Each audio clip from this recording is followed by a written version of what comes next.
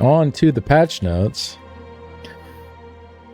Elder Scrolls Online 10.1.5 update 43. So this is a free base game update. One of the big main features here, the home tours. Find and share incredible housing creations with home tours. View recommended homes, mark favorites for easy revisiting. List your homes for touring and browse a continuously evolving list of homes decorated by some of our most fashionable minds in Tamriel. Start exploring the creativity of the housing community by visiting the home tours section of the activity finder today. You can list your homes on a server-wide repository of tourable homes and welcome visitors. You can tour a rotating selection of the most recommended homes. Find inspiration, hidden gems, and an endless sea of variety by browsing a list of available homes at your leisure. And then you can favorite up to 100, listed or not, and revisit them easily from the new favorites home section. So, nice little extra addition here to be able to go check out some of the most well-decorated homes. What else did we get? We got a couple of new homes, Sea Bloom Villa and Haven of the Five Companions. New furnishings, 28 new furnishing plans via the Skingrad reward coffer, 7 new Master Writ furnishings, 1 new antiquity furnishing, and then the scribing altar. This is the one I'm most excited about. I forget how much it costs. I looked it up at one point on the PTS for each of the currencies. You can get it with Alliance points, with Master Writs, and with Archival Fortunes, whichever you'd rather spend on it. 1 million AP, 30k Fortunes. 800. So is the 800, is that the vouchers? So 1 million AP, Master Writ vouchers, it's 800. And then 30k Archival Fortunes. Infinite Archive up. Speaking of the archive, Infinite Archive update. This is the part that I'm most interested in for this update. They actually, so I got in here week 1 of the PTS and ran the Infinite Archive with Nalandia, and there's a lot of new stuff in there. It's really cool. Like, there's a lot of new enemies. So let's just go through it all. They have 2 new arenas. So there's like a fiery room and an icy room. And I guess there's some environmental hazards, you'd say, in those as well. So this one has molten lava rocks that erupt. And the icy room has freezing water. There's 10 new bosses that you can run into. There's 8 new verses and 10 new visions, including a new avatar. There's an undead avatar. It's really cool, actually. I got really lucky, I guess, on the PTS. I got this one over and over and over. I just kept getting to transform into it. But yeah, the new ones are really good. Like, I was having a lot of fun with all of the new verses and visions. So I think they did a really good job there. The 2 new Marauders were cool. They didn't seem, I think the fire dude is still going to be the strongest one. What's his name again? These 2 seemed like they're not, these are more like, they felt more in line with the Storm Marauder and the other one, Gothmal. Yeah. Thread Taker. Yeah. These did not seem up there with Gothmal. So I think Gothmal still reigns as the dreaded Marauder to get. But now that there's 5 Marauders instead of 3, I guess it's a 1 in 5 chance to get Gothmal rather than a 1 in 3. So that's nice. But they're cool. Yeah, they were fun to fight against. And then there's also new Fabled monsters. There were a lot of new enemies overall. I feel like they kind of undersold here how different it felt in there. Like, I was constantly running into new enemies in there when I did it. It was a nice breath of fresh air for sure, going through and seeing a bunch of different enemies. Because with the original Infinite Archive, once you had done probably like, I don't know, 10 arcs or so, probably had seen all the different regular and fabled monsters you were going to see at that point. There wasn't like a really huge variety there. So I'm glad they're going in and continuing to update that and add new monsters. Like the more they keep adding, the more varied each run is going to feel. And then there's a quest giver here for another side quest. Another daily quest. So you have 2 dailies in there you can do now. The second one with her is now it will be either to kill a fabled or to kill a marauder. So those aren't too bad. You will have to, if you get the marauder one, you'll have to do a little more than 1 arc because they don't spawn until arc 2. And then the new mystery verse scroll with the power to transform you into a random avatar. This one will be really cool too. So this is the reward for one of the rewards for the second daily quest. And you can do this once per run. So you once you choose to use this in your archive run, you can't do it again, but at any point you can just decide to pop this and turn into one of the random avatars. Whether you have the right visions for it or not, it doesn't matter. Use the scroll to curb stomp, throw at. Yeah, exactly. But yeah, I think I was surprised at how much they actually added to IA in this update. You know, originally it was presented as more of a housing update, and you know, we did get the new the home tours thing, but I felt like the IA update was like a lot more substantial in like how much was added there than the home tours part was to the overall housing experience, if that makes sense. Like the home tours thing is nice for sure, but like they added a lot to the Infinite Archive. Like I wasn't expecting that at all. I figured there would be something added to it, but I didn't think there would be this much. So Arcanist will be first. Seems to be underperforming a bit compared to some of the other options. The 2 to 4 piece bonuses are great on the Arcanist set. Spattering, Disjunction, crit chance, and weapon and spell damage is nearly as good as you can get. Like this is, whenever there's all damage lines like this, always feels good. But the 2 random status effects is nice. I would have liked to see this maybe just like a 3-second cooldown. None of this like lower your cooldown by dealing damage. It seems like overly complicated with this for no real reason. Like you're just gonna deal damage with the Herald of the Tome. I think that should say there. Herald of the Tome abilities, you're gonna deal damage with those anyways. So you're kind of just making a cooldown that you're gonna reduce regardless. So why have it? You see what I'm saying? Like why have it interact that way to begin with? Like just make it a lower cooldown.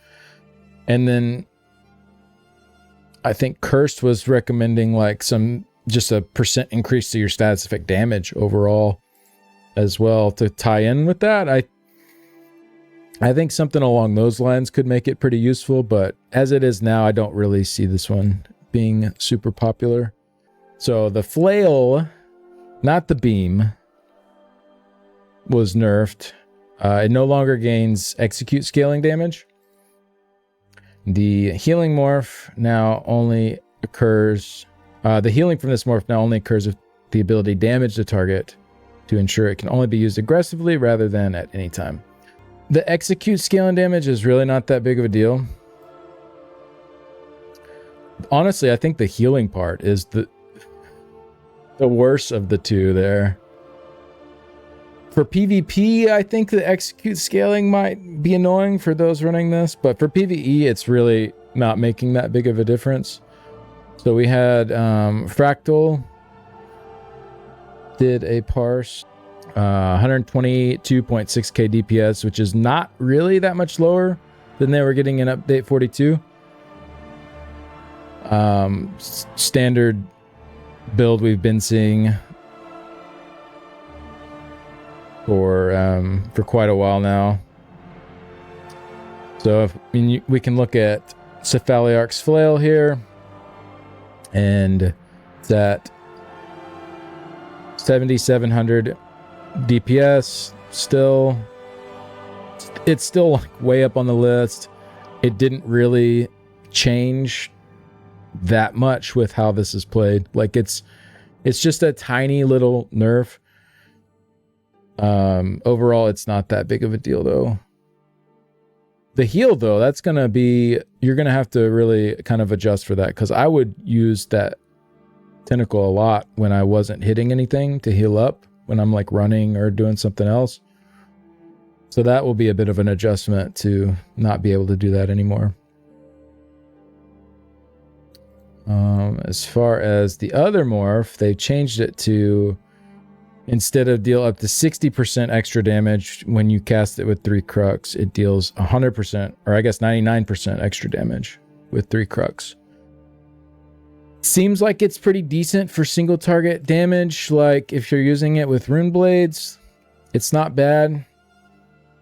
I don't think it's far enough ahead to give up this, what we've been doing with flail and beam, and just having our beam going as much as possible. Because the problem with dread is that it consumes the crux. So even if you're still beaming, you're beaming less often because you're having to drain your crux with this every 20 seconds as well. So it's definitely in a better spot than it was before, but it's not, I don't really see for like 90% of Arcanists, I think we're probably just gonna stick with Cephaliarchs and the beam combo that we've been doing. But you can definitely get good results with the other morph. I just don't know if the extra effort to keep that up and to have the extra steps to build your crux again and then beam after you use this, especially for like AoE trash encounters. Like you want your beam out as quick as possible. And this just delays that by quite a bit. Like the trash is going to be dying and you're going to be like still trying to get work up to your beam. For bosses though, I think it is pretty good. But you know, when you look at running through an encounter as a whole, I will be sticking with Cephaliarchs unless I see something just really crazy come out of this that we haven't thought of yet. All right, but let's go through the next set. Pyrebrand for the Dragonknight. Weapon and spell damage, and pin. Your light attacks deal flame damage over 6 seconds, and then your fully charged heavy attacks consume up to 3 of your damage over time effects to deal flame damage in a 6-meter radius. This deals up to 200% more damage to enemies below 33% health. The damage scales off the higher of your weapon or spell damage and is increased by 20% for each damage over time effect on the target, up to 60%. So this one is the Ardent Flame line, is what this is kind of meant to go with. It has the similar Seething Fury % boost there, where that one scales your whip up 60% based on casting other Ardent Flame skills. Well, this one kind of similar, except damage over times boost this up to 60%, and then you can consume that with a heavy attack. This part is probably, I would guess, more for PvP scenarios, as in PvE, like doing heavies and removing your damage over times doesn't seem like it's probably worth it. Maybe deep into execute when it starts hitting really hard, it could be, but I see this as more of like the PvP feature of the set. The first part though is actually really nice. So your light attacks will actually constantly refresh this damage. If you never want to participate in this second part here at all, you don't have to. You can just keep light attacking and refreshing the flame damage. And it's... Antonio did a bow parse here, and it hits really hard. Like Firebrand did 16k DPS here. Let's see, here was the setup. Reliquin bow, Master's bow, Firebrand on the body with the kilt, and then one slime craw piece. But it for single target damage, it's actually it's a really nice set. For AoE,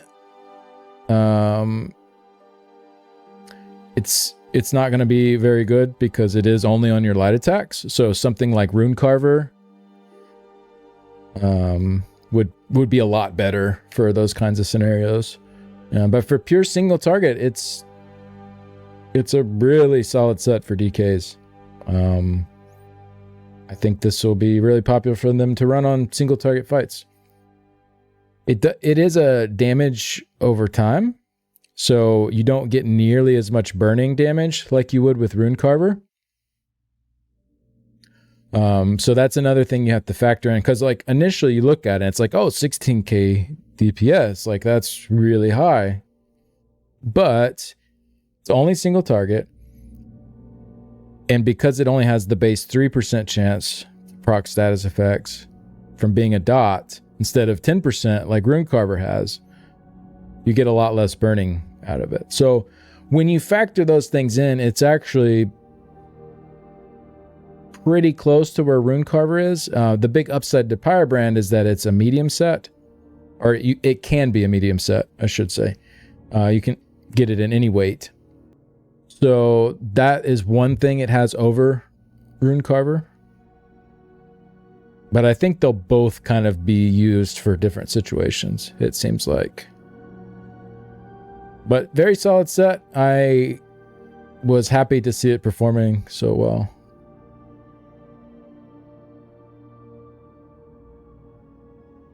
And let's see. I don't think DK's had any class changes, actually. No, they didn't. Okay. So we'll move on to Necromancers then. Necromancers had a lot of class changes. Let's go through those first. We had several of the abilities will now only generate a corpse if you are in combat, to reduce the ability to generate ultimate out of combat. For their Boneyard skill, this ability will now apply minor vuln to enemies in the area. And then for Unnerving Boneyard, this one already did Major Breach. So now it's going to do Major Breach and Minor Vulnerability, and it will last for 4.1 seconds. So if something comes in and out of the area, they're still going to have that on them for a little bit, rather than only while they're in the area.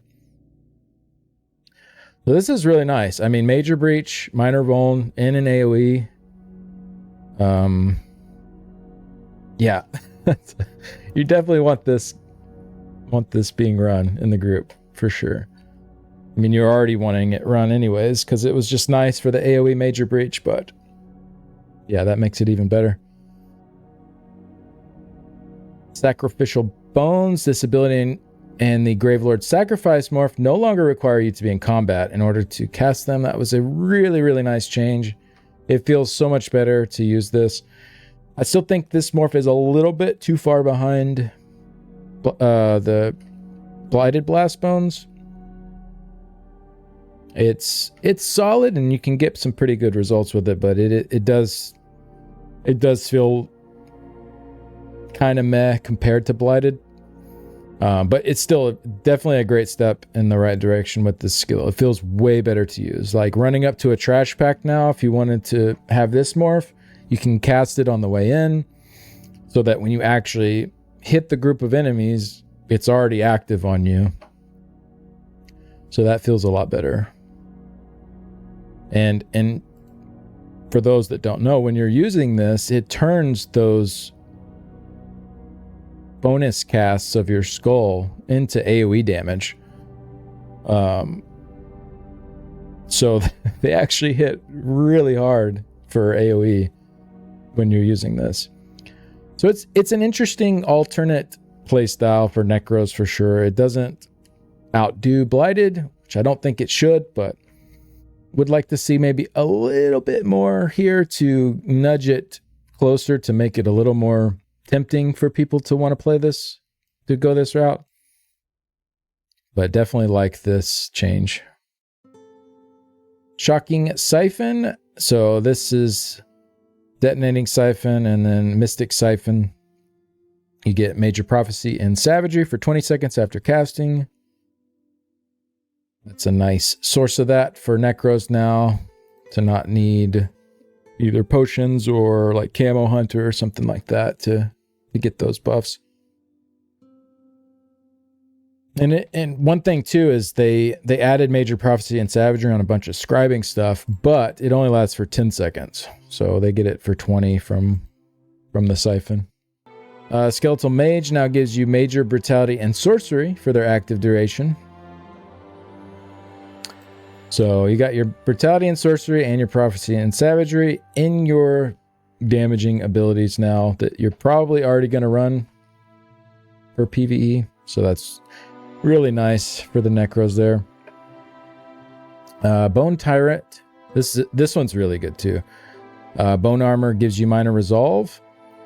And then the Summoner's Armor Morph lasts for 30 seconds, up from 20. You get Major and Minor Resolve from one skill now with Bone Armor.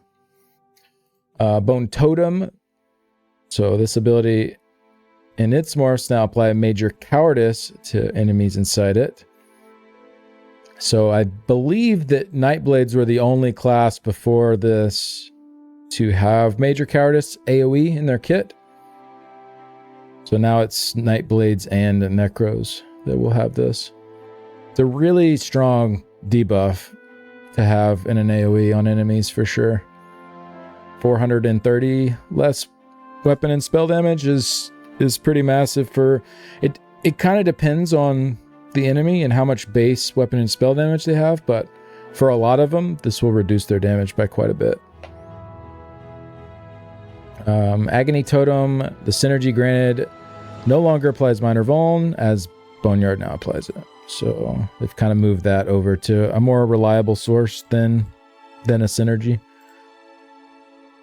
And then Grave Grasp, Ghostly Embrace. This morph now deals damage equal to half of a normal AoE, spammable to enemies in each patch. The ability now ranks up to 1.1% damage per rank rather than adding 0.333 milliseconds to each negative effect per rank. This one's okay. I think it's pretty rare you're going to be in a situation where you can actually hit all three. There will be some enemies that will work on, but I'm not sure I've been able to think of a scenario where this is going to be super solid to slot this. Maybe if there's a scenario where there's like a main boss that will take all three hits, and there's also side adds that you're trying to hit that this will deal damage to at the same time. It could be kind of good for that. It seems pretty niche at the moment though. And then the Spirit Mender, Intensive Mender, this morph now also heals 2 additional allies within 8 meters of the original target since the morph did not add direct power to the base ability. So this is a nice buff for Spirit Mender for sure. For this morph of it. I guess the lesser used morph. And then their set, it's actually one of the better ones we got, I think. All right. So this affects the Gravelord line. This is their damage set. Really good 2 to 4 piece again here. And then consuming a corpse causes the corpse to explode, dealing magic damage to enemies within 5 meters, increasing by 10% for each Gravelord ability slotted. This effect can occur once every 0.5 seconds and scales off the higher of your weapon or spell damage. Yeah, this one is pretty nice. Let's see. This is from... Oh, this is a different parse. Here we go. This parse here is from Cortec. He used Corpse Burster, Reliquin, Kilt, and the Maelstrom Greatsword. Almost 130k with it. 9100 DPS from Corpse Burster. And this is in AoE as well. And this setup's not really like set up to take the best advantage of that set. So even in a scenario where it's not really like playing around the set hard, it still does pretty solid damage. Yeah, so that's your kind of a typical 2-bar setup there. I did a 1-bar setup as well with it, where I really played into the set and got it to deal 13k DPS on a 1-bar build. I ran Corpse Burster with Highland Sentinel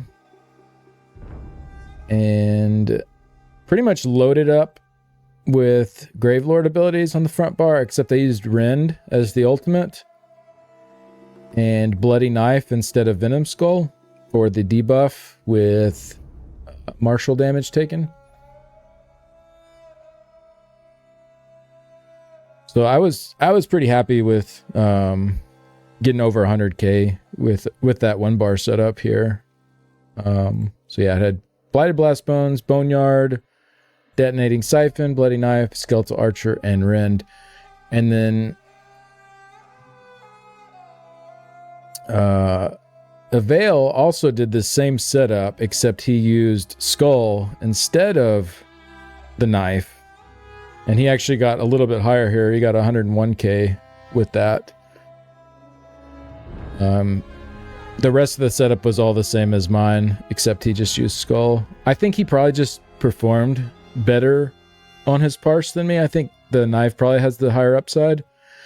But since Corpse Burster scales with each Gravelord ability on your bar, it does hit a little bit harder here. Like he got 15k DPS out of it on his 1-bar setup. So again, that is the same setup as mine here, except instead of Bloody Knife, he used Venom Skull. And for those that are like, oh, Highland, oh, it's such cheese, don't use that. I did it with Pillar of Nirn too, and here's 99k. So there, I got out ahead of you. Haha.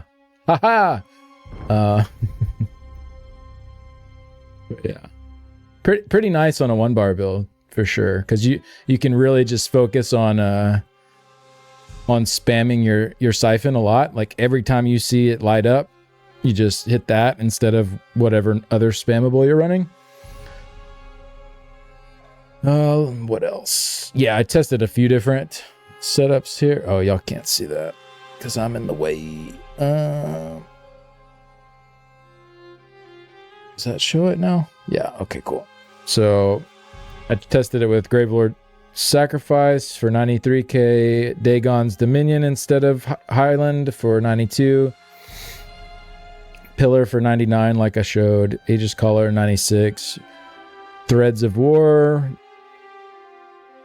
95k with that. And these are all paired with Corpse Burster on a 1-bar build. So that's kind of... It just seemed like a really nice pairing with the 1-bar build, since it scales with your skills loaded up on that bar, and a 1-bar build gives you a lot of time to really focus on just popping your Detonating Siphon a lot. So yeah, that was a fun combo. If you're not too into the 1-bar builds, Rune Carver does still seem like it is the better overall option. Rye here did Reliquin, Rune Carver, Maelstrom Greatsword, and got 133k, so about 3k higher than Cortec got with Corpse Burster. One thing I will say though is that Corpse Burster is more bursty, whereas Rune Carver takes kind of a little bit to ramp up and get going. since you have to get all your dots going before it really starts catching up. So I think Corpse Burster has a place for sure. It's really solid DPS. It's in an AoE as well. It's any weight. And then Rye has a video up on YouTube as well, showing the Necroparse in action with the 133k setup. So good stuff as always from him. But yeah, overall, I give this one like an A- probably. Like it's a solid set for sure. It's not like must have on every setup kind of set, but it's good. I think it's a cool addition to the game for sure. And props to Zos for like continuing to work with this over the PTS, because originally when this came out, it was very underwhelming, and they buffed it a lot as the PTS went on, and it's actually in a really nice spot now. Oh wait, Nightblade. Miss Nightblade. I don't have any parses from Nightblade because not a whole lot changed there for their DPS. They did get some skills moved around. So Nightblades have their Veiled Strike is now in the Assassination line. And Blur is now in the Shadow line. So they kind of swapped those so that Veiled Strike will now trigger the Assassination passives. So essentially the main takeaway here is that you get 2% more crit chance whenever you slot Veiled Strike, which is surprise attack and concealed weapon, which is nice. I mean, having 2% more crit chance now when you slot those is definitely good. And then Blur fits in a little bit better probably with the Shadow skill line passives. So Milk and Cereal back in action. I forgot that was your character name. Yeah, it's a good change though. I think this makes more sense. I think the reasoning behind it makes sense.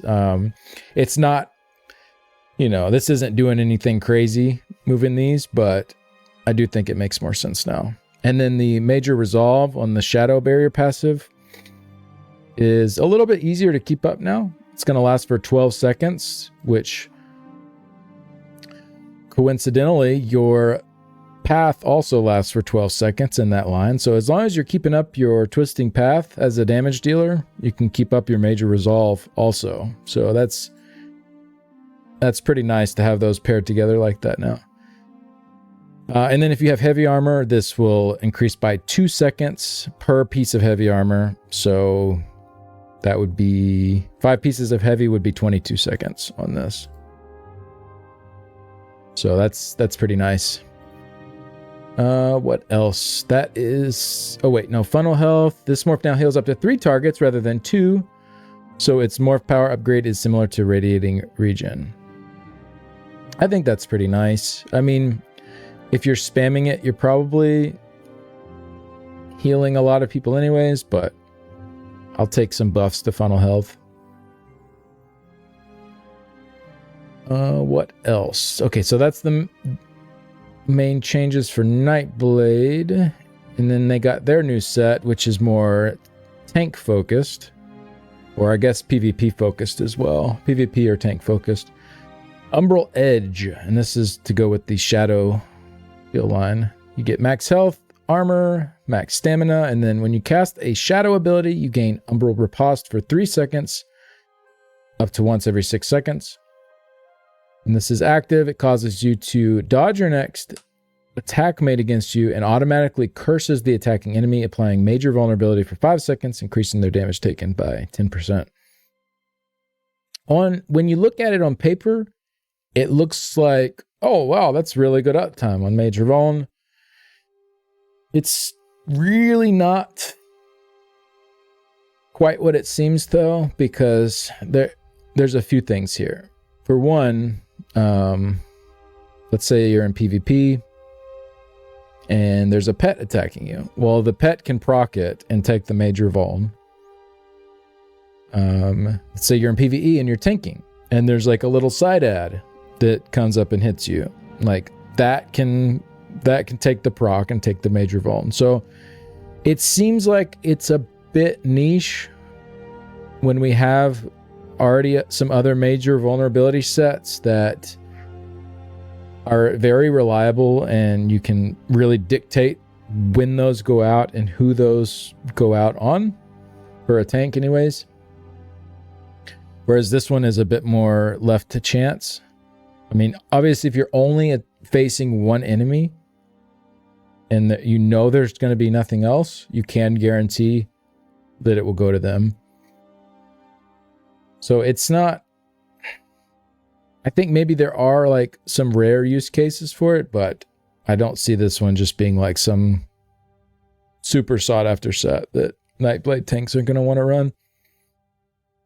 And then for PvP, I mean, if you're in a one-on-one with someone, like getting to dodge their attacks and putting major vuln on them is probably really strong. But, you know, often this would get eaten by people, maybe someone on the side that you're not directly facing. Like, I don't know. I think it's not a bad set. It's just not, I know when this first came out, like week 1 of the PTS, people were like, oh my God, that's so OP. How are you giving that to Nightblades? Like, I think as the weeks went on, we kind of realized, okay, this is not really that OP. It's not bad, but it's not, I wouldn't call this set great either. Say like C+, B- ish. It's all right. It's all right. Not a lot of changes to Sorcs as far as balance goes. Their big one is to Daedric Curse. And the dodge part's an actual yes, so you actually like just straight up dodge an attack against you. But from what I read, it has to be an attack that is actually dodgeable. So it actually treats it like you dodged that attack. Yes, and it does work on that. I believe Code tested that actually. So yeah, it functions as though you actually dodged the attack. Exactly. But yeah, let's do sorcerers now. They got their Daedric Curse. Got a nice little buff. I liked this one a lot. So this ability and Smurfs now deal their full damage in an area around the cursed enemy, rather than dealing full damage to the cursed enemy and half damage in the area around them. This damage can no longer be blocked.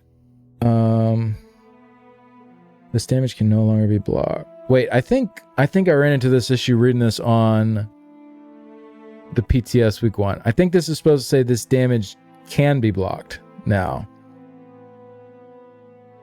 Not can no longer be blocked. This feature was never messaged on the ability and is not considered a damage over time, nor is its damage based on other damaging events. So I think what this is supposed to say is this damage can now be blocked. So as it is on live, or I guess live as of yesterday, not today, but the damage from this is unblockable. But now you'll be able to block it, but it's going to deal its full damage in the AoE. So right now, it has a really nice hit to whatever target it's on, but the AoE that goes out around it is just kind of meh. So this is going to be a nice skill for both single target and AoE damage now for sorcerers. So it's a really nice buff for PvE. For PvP, I don't know if, since you can block it now, it might actually be a little bit of a nerf. But unsuspecting people beside the person that this is on are going to take more damage now than they did before. And then Daedric Prey, this morph now mentions that it also forces your active pets to prioritize the target. So that just is a little bit of a tooltip cleanup. Yeah, it says you can't block it, but I think, like I was saying, I think that's a typo. I think it's saying that you you can block it. Because the reasoning they write here is it's not a damage over time, nor is its damage based on other damaging events, which would be a condition for you to not be able to block it, like if it was a dot. If that makes sense. So I think it's just a typo here. But yeah, the Daedric Prey, it's just a tooltip cleanup saying that whatever that's on, your pets are going to focus. I would love to see something like this for Necros too, with their, maybe with their sacrificial bones. Maybe with the Gravelord Sacrifice morph, whatever you throw your skull at, that's the target your pets, your archer will go after. Or with the other morph, Blighted Blast Bones, like whatever you cast that on, that's what your pet will go after. I'd like to see something similar there to what the Sorcs have with their Daedric Prey. I think that would help, because sometimes your archer just kind of attacks some random side ad that's not important and just does no damage for you. So yeah, but this is really nice for Sorcs. So let's go over the Sorcs set now. Beacon of Oblivion. I think I actually got yeah, you can read it here. Oh wait, that was the old version. Actually, they changed it a little bit. So this is 1487 armor, 129 weapon and spell damage, 1206 health. While you have a pet active, you gain 1840 health and 1980 armor. While you do not have a pet active, increase your damage done and healing done by 15%. These values decrease to 5% while Battle Spirit is active. So let's start with the pet side of things, because I guess that's a little bit quicker to go through. For a pet build, I mean, the overall stats are okay, but it's just, to me, it's not anything exciting. It's not anything that really screams synergy with the Daedric summoning line. It's just like, okay, I have more health and armor. Like, I don't know. It's just not a very exciting set. I don't really see where I would run this as a pet Sorc. On the other hand, for non-pet Sorc, 15% damage done and healing done is really nice. Like, that's pretty big. And so we can look at it from this perspective. So a lot of people were saying like, oh, but it has the armor line and the health line. Like that kind of kills it. Like, it's not really that good damage. So I actually did this in a video that I put out, but I kind of reorganized the bonuses. It's all the same bonuses that are there, but I reorganized them, just presented in a different manner, because like psychologically, I feel like this feels different. So if you had a set that was like 3% damage done, weapon and spell damage, 3% damage done, but then the 5-piece bonus was a line of health, a line of armor, 9% damage done, 15% healing done. Like, when you look at it this way, it feels like, oh wow, that is a really stacked 5-piece bonus. Compared to looking at it like health and armor on the 2 and 4 pieces, it feels like, oh, I'm missing damage. 9% damage done, even in this scenario, is still quite a lot. So I think it's a really solid set. There are some drawbacks. PvP, this cuts down to 5% while Battle Spirit's active. I think that's just too low. 5% damage done and 5% healing done is kind of on par with Hundings.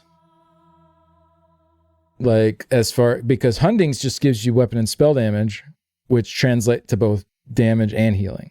And I think that's kind of what they might be missing here with this 5%.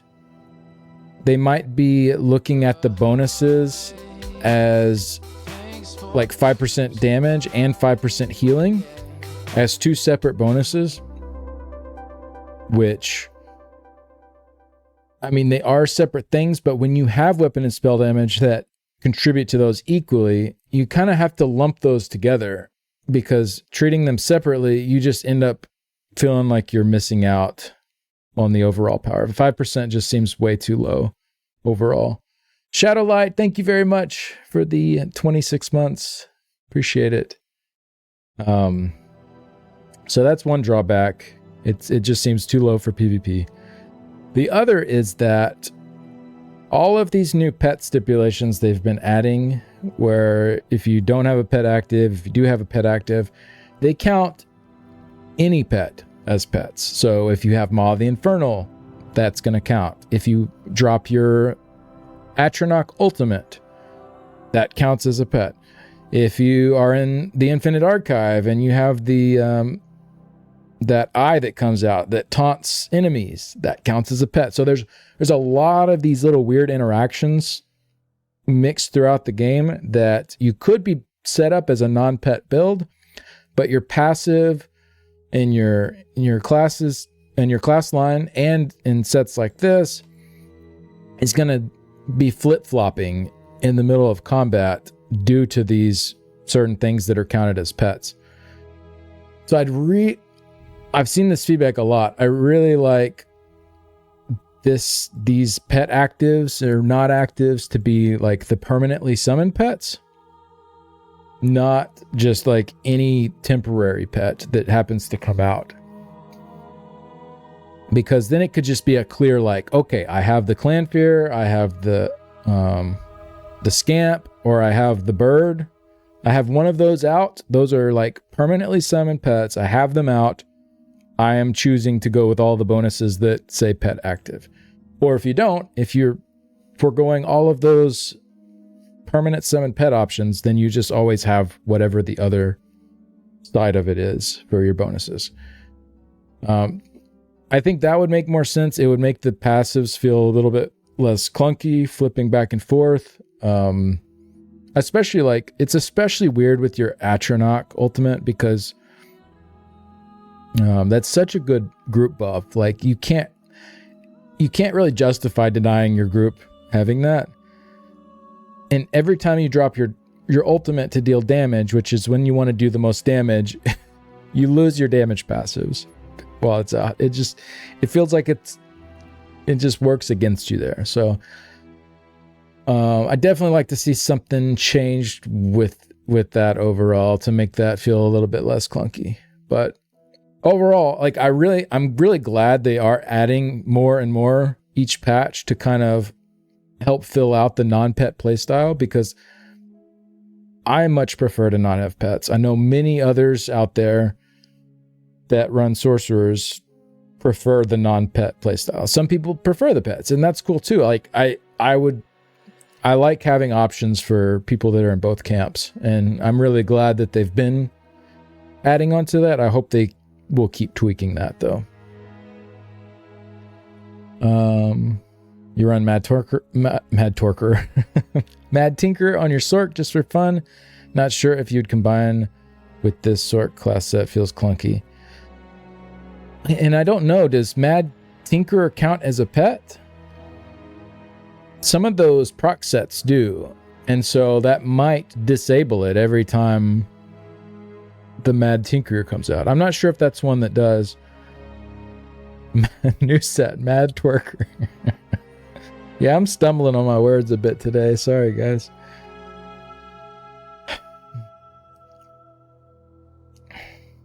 Really glad you no longer have to make an angry buff non-pet Sorc thread every match. You believe all the pet spawn says to sounds player testable? Yeah, I know there's a couple that don't. I'm trying to remember offhand. Which ones don't work with it. We got some ideas here. No.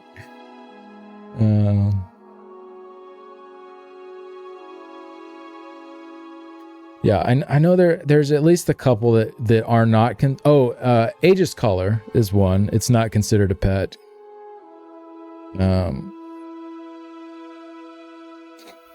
Oh, well, that makes sense. Yeah, because Aegis is just a stationary, like, in a spot. It's not like something running around like as a pet form. Okay. On to Templars. Did Templars get any changes to their class? Not much. Fixed an issue where this ability is more visuals would appear to spill out for radiant destruction, and then Solar Flare increased the duration of the Sun Sphere and Empower gained from this ability, and the Dark Flare morph to 10 seconds up from 5. Okay, so most people run Solar Barrage anyways for this buff. Especially if you're going for the Empower, you're probably running Solar Barrage if you aren't running Oaken Soul and getting it anyways. So pretty much Dark Flare now. Maybe like in a ranged scenario where your Solar Barrage is not hitting at all, you could cast this every 10 seconds to keep up your Sun Sphere buff. I don't know. I don't know if that'd be worth it. I don't think this change will really have a really big impact on things. Maybe for PvP, having that buff up longer, casting that. And then the Templar set was pretty interesting. We were talking about this a little bit earlier. Weapon and spell damage, crit chance, weapon and spell damage, and then dealing damage with Burning Light twice within 30 seconds. That's their passive that just procs the magic damage. Creates a 5-meter area for 5 seconds. This can occur once every 6 seconds. While in the area, dealing damage with an Adric Spear ability launches a spear at your target, dealing magic damage and applying Sundered and increasing your weapon and spell damage by 300 for 6 seconds. Damage scales up to higher of your weapon or spell damage. I think this one's pretty solid. I give this one probably like a B+, A-ish. The proc itself, overall, like, damage, we have a parse from Goaz here. And it's not doing anything crazy. 6250 DPS here. So that's, you know, that's nothing too wild. But it hits really hard. Like, 65k max hit on this particular parse. So we were talking about earlier for PvP that could line up for burst really well. But it also gives you 300 weapon and spell damage, which doesn't show here. And it's a guaranteed Sundered proc when it hits too. So it has a lot packed into it. So the 6250 DPS that it shows here doesn't quite tell the whole story of what this one can do. So in this setup here, he's running Reliquin, Velothi, Etheric Lancer, Bow, and then the Master's Perfected Bow on the back bar. Kind of an interesting setup though. Not a real traditional spammable used here. He had Spear and Acid Spray as kind of the semi-spams here. And for not using like a real single target spammable except for your execute and getting over 130k DPS, like that's some good AoE. Like that's some really solid AoE. So I really liked this setup a lot. I thought it was a bit different from a lot of things we've been seeing, and it seems pretty strong. And like I said earlier, I think some people have been saying for PvP this could be a really nice burst set, since the proc itself does hit really hard. So if you line that up with something else in a burst combo, that could be nice. But yeah, I think it's a good one. Compared to the first round of IA sets, like I think these are like 3 times as good. Like they're so much better. They don't feel overpowered, but they seem like they have a place, you know? They seem like they're useful. Whereas a lot of the original sets just felt like I don't know where I'd ever use this, you know. You'd like to see them buff the first set sometime? Yeah, I would too. I'd love to see them go back through and kind of tweak those to bring them up at least to where the new ones are. Like yeah, these just seemed in a lot better place. So, but yeah, that's about it for Templars. Not a whole lot of changes there. Nice new set option though. And by the way, all these sets you do get in IA, just like the first set of class sets. And then we have the Warden changes. Their Arctic Blast was changed a bit, so I'll just read all the way through it. It's kind of confusing, but so the morph now instantly deals damage equal to a normal AoE spammable attack rather than healing you instantly. Instead, the healing happens if the ability failed to damage any enemies with the initial hit. The damage over time only starts after the 2-second delay rather than instantly. So essentially, when you cast this ability, instead of it just starting the dot right away like it does now and giving you a heal, it will do like a full-on AoE spammable cast. Like, so the upfront hit is way stronger now on this than it was before. Like it's a really nice AoE spammable. However, if you cast it and there's nothing in range of that, then it will heal you. So it's kind of, they've changed it to be like an either or. So if you hit someone with it, it's a strong upfront hit, AoE spammable. If you don't hit anyone with it, it's a heal. I don't know. I've seen some people that like the change. I've seen some people that are a bit confused and don't know why it lost the heal. I don't play a ton of Warden, so I do think it's nice that it's introduced as an option for AoE spammable, especially with this change here. The initial hit has a 25% chance to apply the chilled status, which essentially, after your Warden class passive and your champion points, this is like a 90% chance, even with no other buffs active to increase your status effect chance.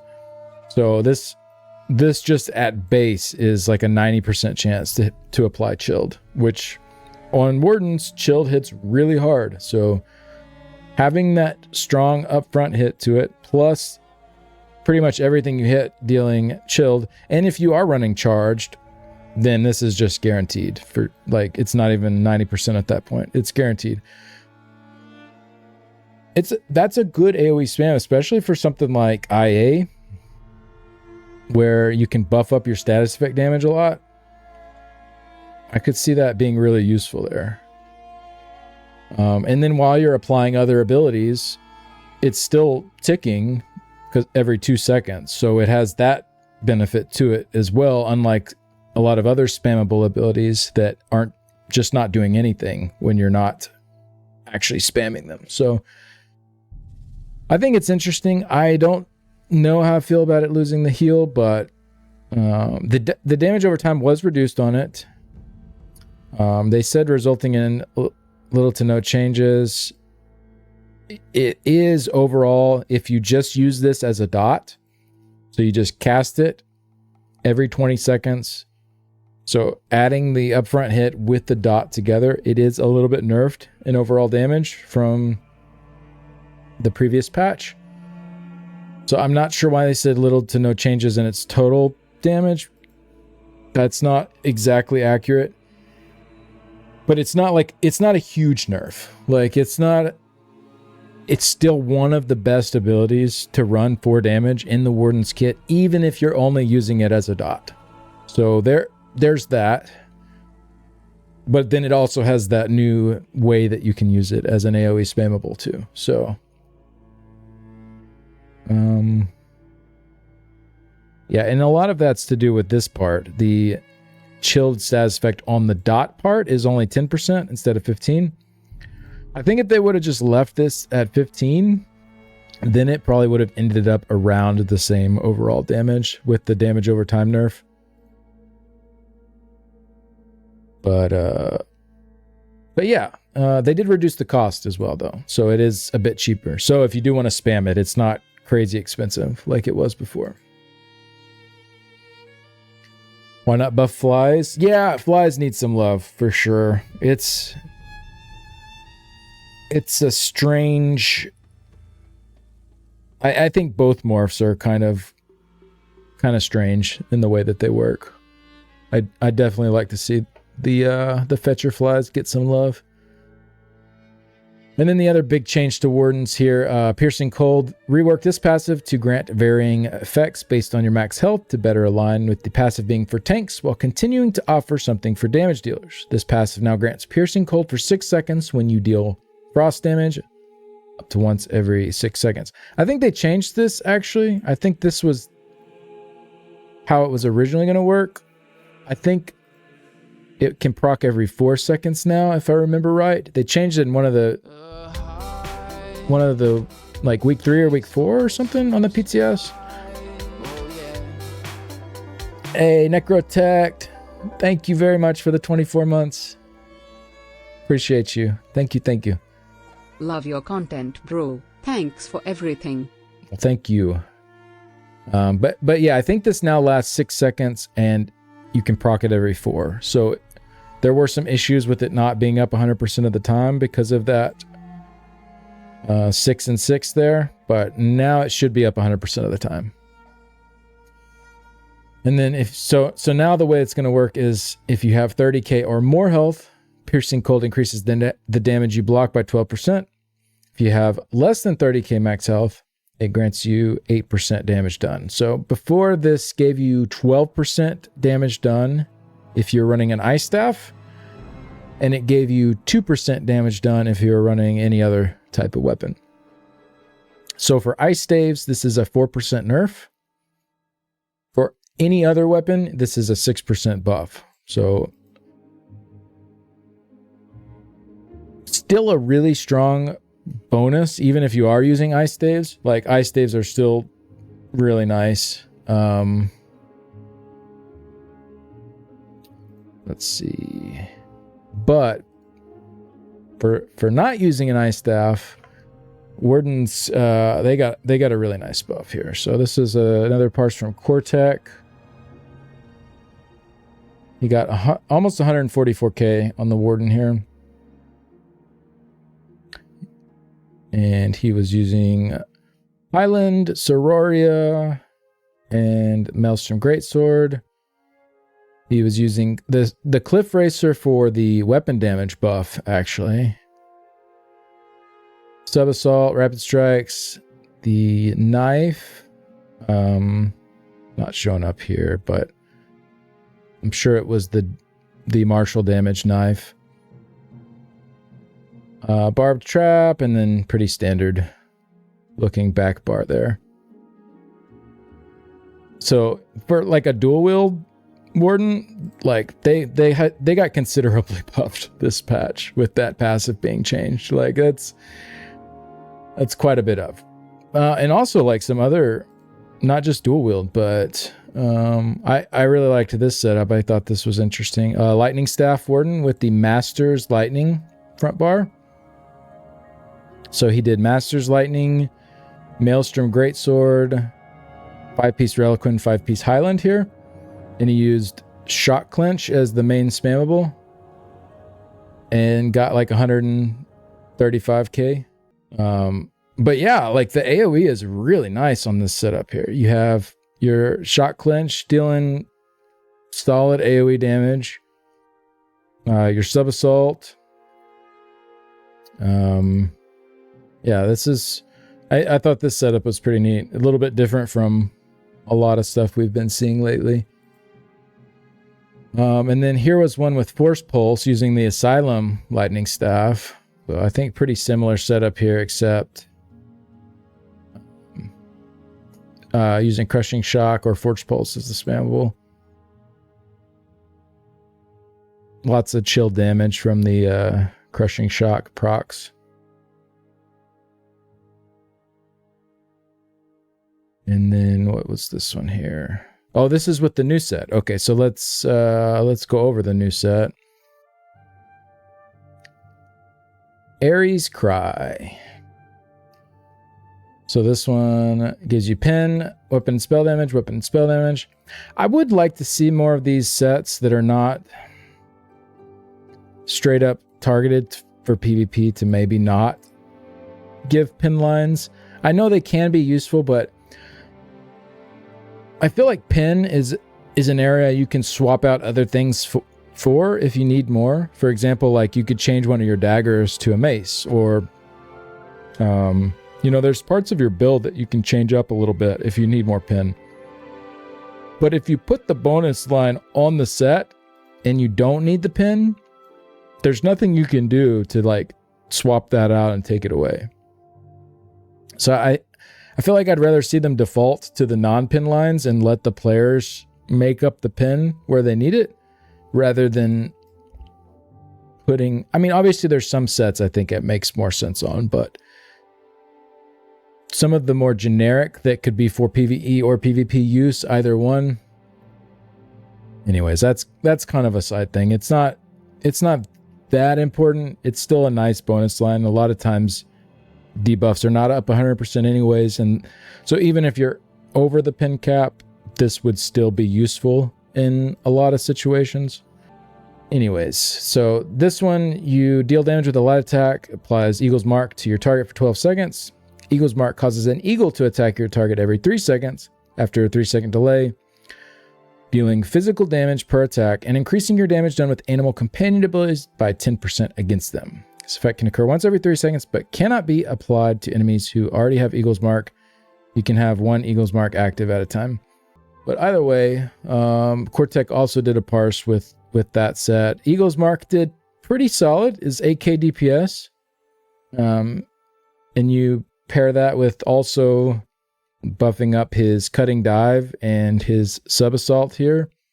I don't know if he was running... He did run Fetcher, Infection also. So he did have a few skills that were getting that 10% boost there with it. And it's pretty solid. I mean, he got good DPS with it. Doesn't seem like it's enough to be worth it over a lot of the other options we already have to go with. And that pin line, like I was saying, it can be useful, but it also, like, for instance here in this parse, is completely wasted.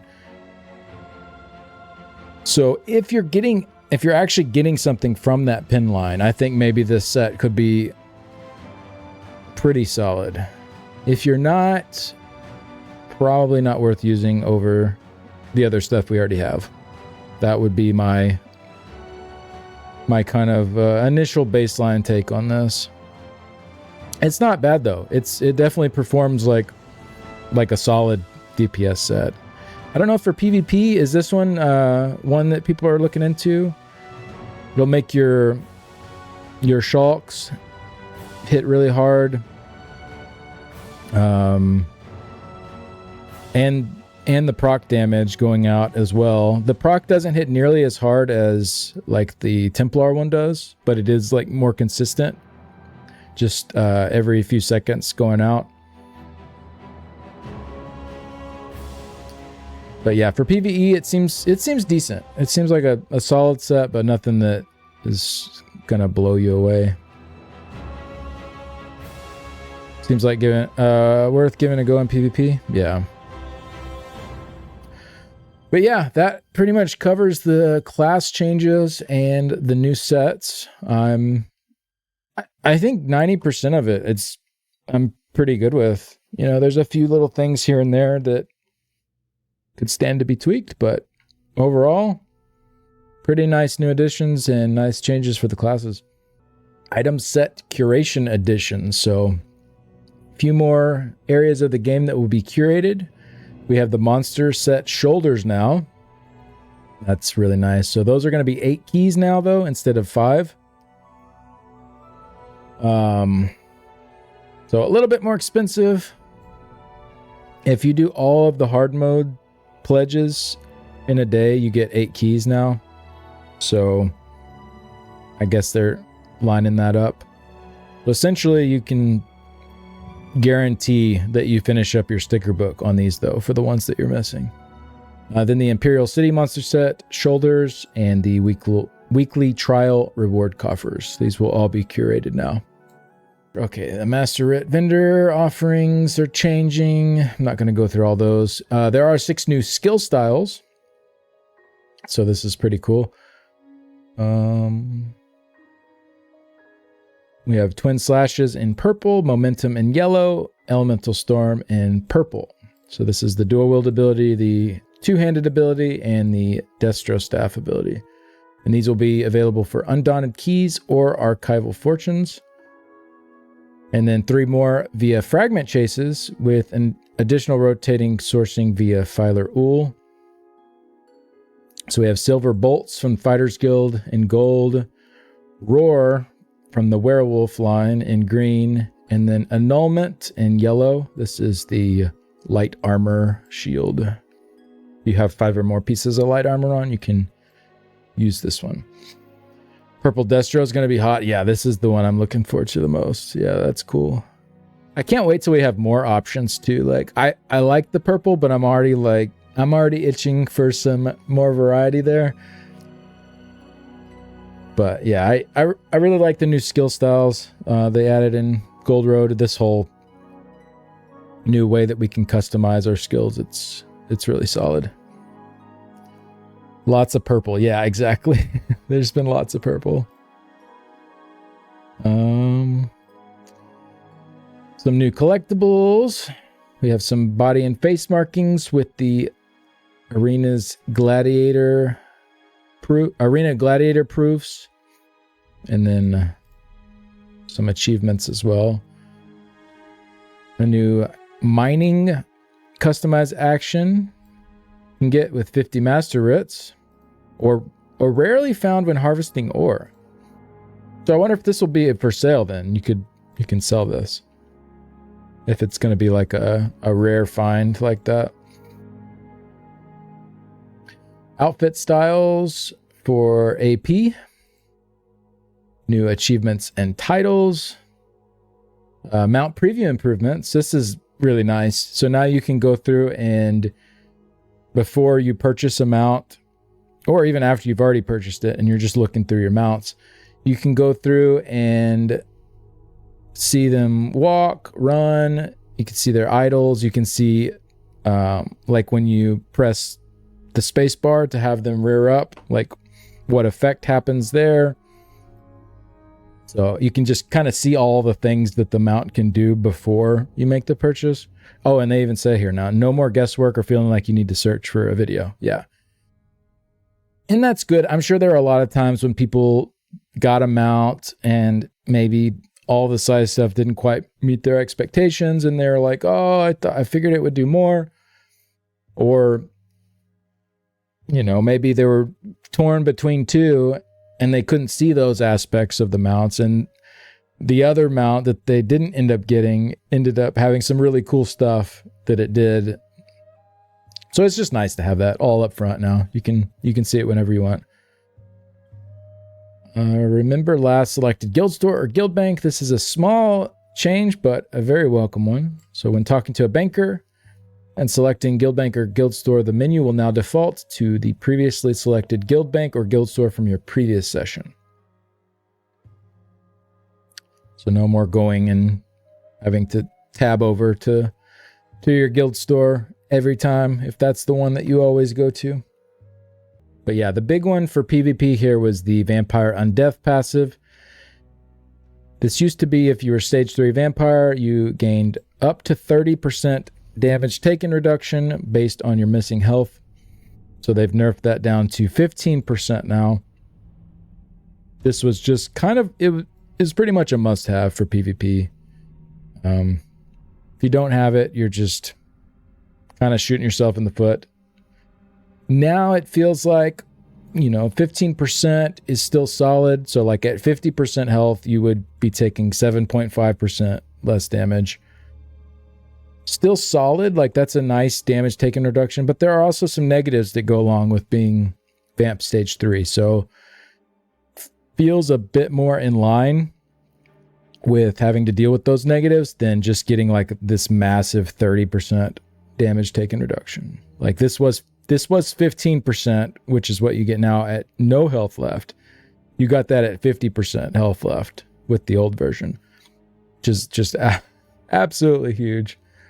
So this was a healthy change for the game. I know that some people are probably going to be a little upset about that, but I think most people that PvP that actually look at this from like the health of PvP overall would agree that this is in a better spot now. Kitty? Oh, hello. What you doing? Sorry, I didn't see you, but chat pointed you out. Snow said hello. Hi. What else? I think we're getting close here. Not too much more.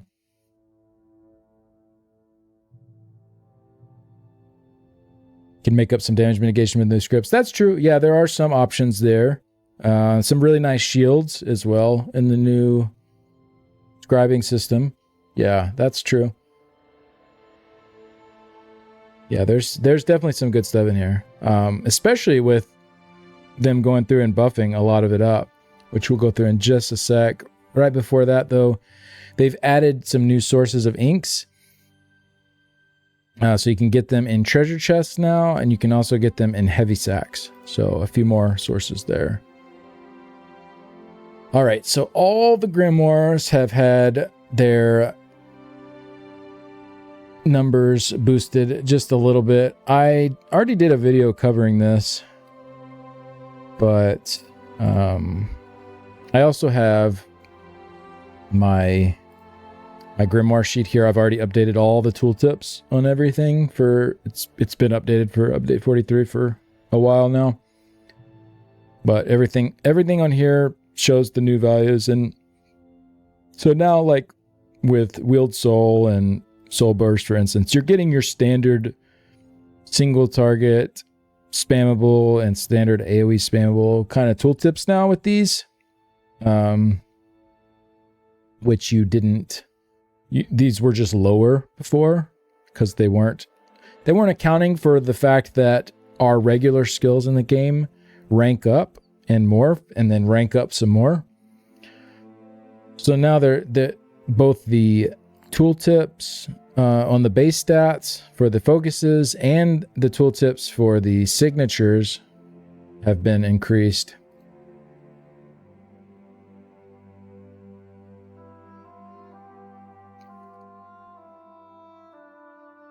So they did 3.3% for all the focuses, that's typically how skills rank up. It'll be like 1.1% when you hit rank 2, another 1.1% at rank 3, and another 1.1% at rank 4. So that's where that 3.3% comes from. It's treating it like it's ranking up, even though there are no levels to these skills. And then the signatures, they are doing the same thing, but treating it like it's a morph. So the focuses are treated like a base. So it hits rank 4 and then that part's done. And then the signatures are treated like morphs. So they continue to rank up more after that morph. So that's why you have the 6.6% there. And this should help increase scribed abilities, feel more numerically viable when compared to non-scribed abilities and high-end experiences without tipping the scales too much in their favor. Yeah. And that's really like initially what I think a lot of us were asking for with this. Like they just felt like they were worse options of everything we already had. Like at least make them kind of equal to the other options. Elemental Explosion was changed a little bit. So the base status effect chance is now 10% instead of 5%. So it's treated like a single target direct damage hit for proccing status effects instead of an AoE. And they did that because it takes 2 seconds instead of 1. So it makes more sense to double up on that chance. They nerfed the knockback focus to 10 meters. I'm not going to go through all of these sustain changes. They changed this on pretty much every skill. They buffed Druid's Resurgence, I think, on every skill except for one. So I'll just go through the one that they didn't buff it on when we get to it. But for the most part, they just did slight buffs to across the board for Druid's Resurgence. And then the damage shield will now properly scale 20% stronger per enemy hit. Minder's Bond, just the Druid's Resurgence stuff. Shield Throw, same thing. Smash, got... yeah, just the Druid's Resurgence here. Nothing else. It's really really going to affect much. Torchbearer got a pretty big increase to their Druid's Resurgence. Traveling Knife got the Leeching Thirst bumped up a bit.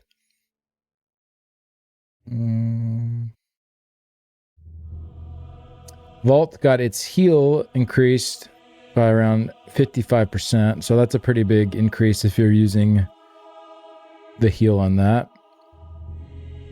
And then Wield Soul, this is the big one that got nerfed with Druid's Resurgence. So this did give you back 1,000 Magicka and Stamina every time you cast Wield Soul with Druid's Resurgence. This was pretty popular to pair with the pull-in on this skill, and it made it a really cheap chain. It's still pretty good, like, that still makes it pretty reasonable. I played around in IA with this on the PTS, and it seemed easy to sustain it still. So I think it's probably good. This was way, way, way ahead of all the other Druid's Resurgence options. So I think it makes sense to bump those up a little bit and bring this one down. What else? Scripts acquired from daily quest coffers. Start that over. Scripts acquired from daily quest coffers and world drops will no longer have variable levels or sell values. They will always be level 1 and always sell to vendors for 999 gold. So when you get duplicates now, you got at least something that gives you a little bit of gold out of that. So that's nice. Just some more buffs to sustain for some class mastery stuff. And then this one's pretty big. For Scribing in Update 43, we are adding additional Frost Script support for the following grimoires: Shield Throw, Wield Soul, and Soul Burst. So 3 more skills now that can be Frost skills. Should buff the Arc class mastery. Just Crux isn't good enough. I agree. I do agree. I think getting Crux is great, but you give up your signature to get that, which is kind of usually the reason to run any of these abilities in Scribing. The signature is kind of like that main thing that it does. So then you just get stuck with like a normal generic upfront hit and maybe an affix that's beneficial. But compared to just using the stuff in our kit that we already have to build Crux, it doesn't quite stack up to the other options. So, yeah, I don't know what else they could add to it. Yeah, I agree with that too. If the Crux was the affix, that could be really cool. So you get like the first 2 parts and then build a Crux as the affix to the skill. But yeah, that one does feel a bit underwhelming. And then they went through and also added a bunch of new affixes on skills. I went over all these on my video as well that I put out. But yeah, I won't read through all these. But everything now has Brutality and Sorcery and Savagery and Prophecy.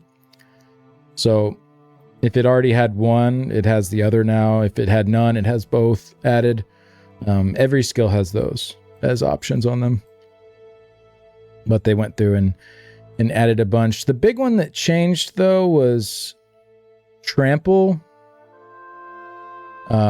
Trample has major protection for 10 seconds now, and it also has major heroism and expedition, which none of the other skills have. So you can get 10 seconds of major heroism, 10 seconds of major expedition, or 10 seconds of major protection as kind of like unique options here with Trample that you don't have with the other skills.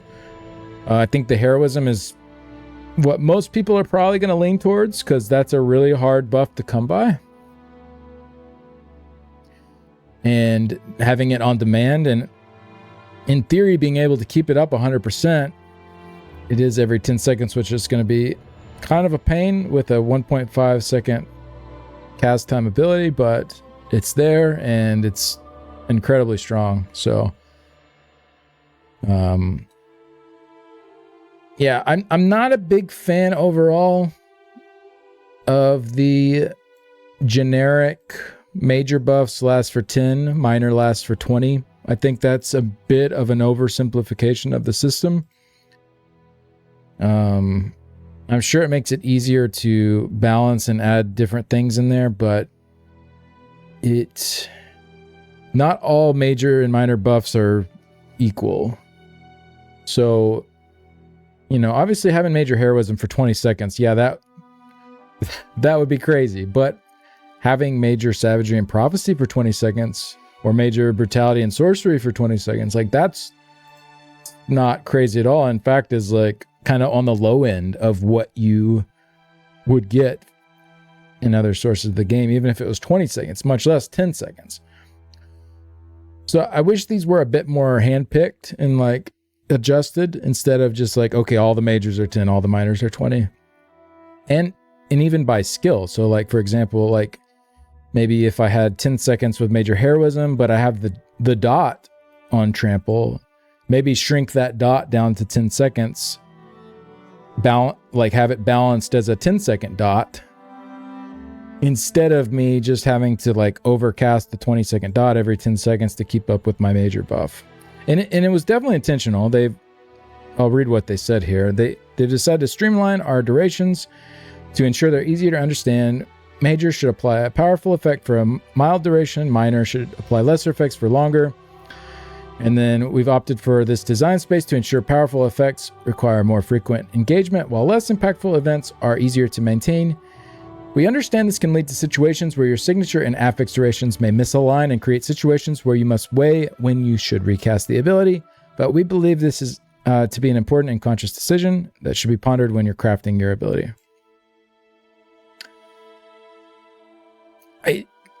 Bottom line for me, it just doesn't feel good when the stuff doesn't line up. And that's kind of what matters the most, I think. You know, if I have a 20-second dot and I'm having to cast it every 10 seconds, like that doesn't feel good. Like that doesn't feel good as a player to have to engage with the ability that way to keep up some buff on there, especially if it's just something like major savagery and prophecy, major brutality, sorcery, like. So I hope at some point this can be a little bit more case by case adjusted for these. I definitely understand, like, you know, if this is just like kind of a temporary thing to kind of wrangle things in for the time being. But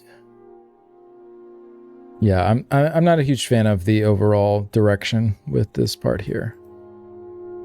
But Trample Major Heroism, here we go. We're going to see lots of horses this patch. Lots of mounts.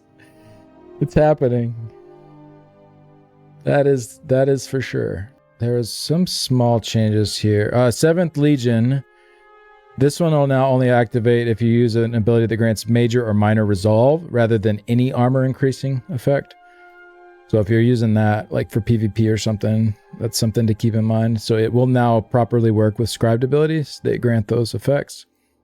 Oh, Lucent Citadel. Okay, that got some changes. We can go through that real quick.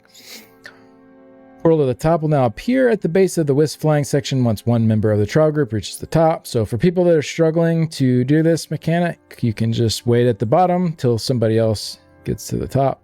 I think it's fun. I'll still be doing this mechanic just because it's a nice little change of pace in the trial. So specific boss music will now always play when engaging the encounter with the Orphic Shattered Shard. The Arcane Knot. The treasure chest after deposit of the Arcane Knot no longer takes multiple interactions to successfully open, and Zoran's Powering Lightning can no longer be deflected or parried. So I think this was having some scribing interactions. Count Rylez and Zillicet. The werewolf pack leader will not reset them now. Looks like some bug fixes there. Okay. For PvP. Dang, PvP is way down here. Okay. So the no CP campaigns will now allow item set procs. I don't know if this would... I didn't see this being talked about too much. So I don't know how many people were aware of this, but there won't be the weird no CP rules anymore where proc sets are not allowed. Every campaign is just going to be the same now. And then the no CP campaign Ravenwatch will now include Volendrung also. I think they said it's just to make it, more consistent Citadel experience between all campaigns. Oh, some IA updates. The Fire Orb offensive verse has been updated and it now tethers to you automatically, no longer requiring a synergy to activate. And then the Guild Superiority verse now correctly enhances damage from Meteor and Fire Rune. I didn't realize that wasn't working on those. So that's a nice little buff there. Okay, Transmute Geodes. They have been adjusted and they'll now show how many they have in parentheses. So 1 and 3 will be white quality. 5 and 10 will be green quality. 50 will be purple. 25 will be blue and 100 will be gold. I'm not sure where these new PvP players know. Yeah, okay, cool. I'm not sure where these new ones are sourced, if they have talked about that.